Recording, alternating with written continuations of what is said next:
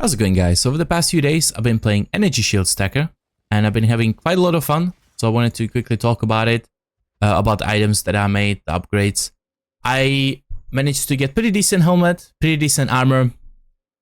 The way I craft them is I generally try to have 3 mods when I fracture. This league, I am so unlucky when it comes to fracturing. I missed pretty much everything other than this helmet, so I was spamming efficiency until I hit at least 1 or 2 ES with nice rolls like T1, T1, because they're quite cheap and the base was pretty expensive. It was like 8 divines, I think. So I managed to hit efficiency, so I was just spamming dense fossil until I hit T1, T1, T2. I hit T1, T1, T1, but it was bad hybrid, so I had to recraft that. It was to me addition of 30 divines to get extra 20 ES, so I decided to keep it as is. Same thing here. I tried to hit int until I hit suppression and 1 prefix, and I hit the prefix. Of course, I divined them prior to slamming. It's not the best, but you know, if I had 301, I would start spitting blood.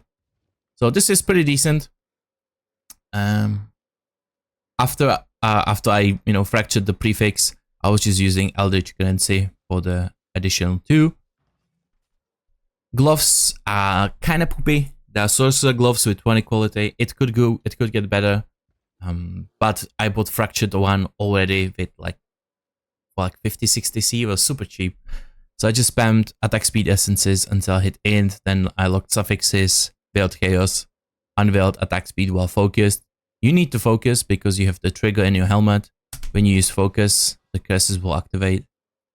The helmet I am using, I literally bought the second best base that exists with, low quality.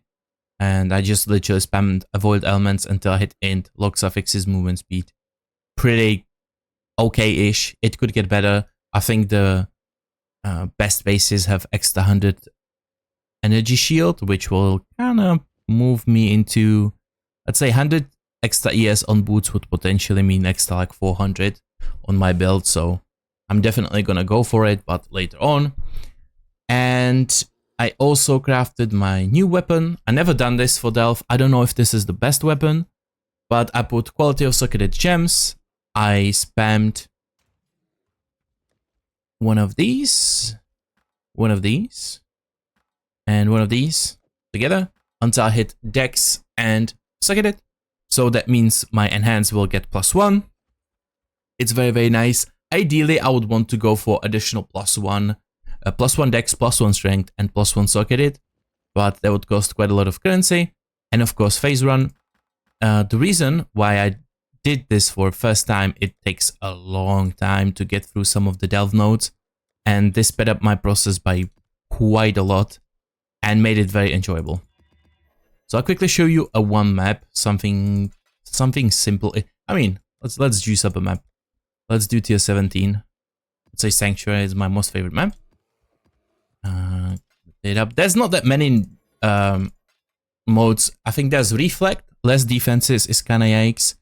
I don't see any issue with this one. Extra res, it is what it is. More life, it will make them tankier. You can reroll through this. I would run it, I would not have an issue with it, but I'm just gonna reroll through this one because life is extra. Yes, that's fine. Okay. So what we are running, we're gonna run some juiced up exiles. So nothing too easy, but like nothing too crazy. When you farm for the fractured bases, it's much harder. You get one of these, 2 of these, and 2 of these.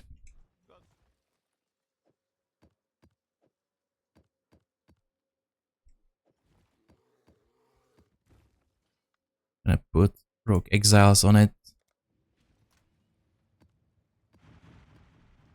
So yeah, I'll quickly show you what's the speed with the phase run. It's actually very, very nice. Feels super good, especially if you run through all the enemies. Everything next to you is getting blinded. Oh, it feels so nice. Like, I'm not gonna lie, this is like one of my favorite ways to do delve now. And I'm kind of upset that I didn't manage to make this offhand weapon previously, because It saves a lot of time and makes delving actually way more profitable. I'm gonna loot later on, don't worry. I am broke now. So I'll take any currency I can get, dude. Anything. There's not that many things that you cannot tank.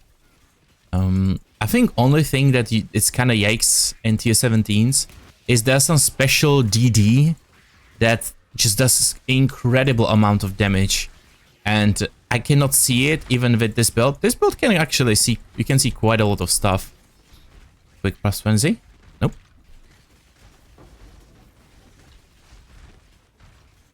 I'm just gonna quickly. You ideally want to put these on top of your ritual. I'm trying to right now save up some juicy rituals, and he's not gonna follow me, so I'm just gonna kill him here. So I'm trying to make some juicy rituals so I can farm a ritual later on down the line in tier 17s.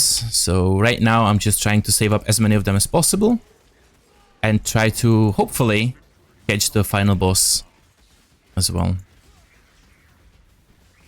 By the way, this guy, the Slimer, when you juice them out for the, fracturing basis, they are the deadliest mob in the game. Evasion, suppression, it doesn't matter. When he comes at you, you're dead, dude. You're dead.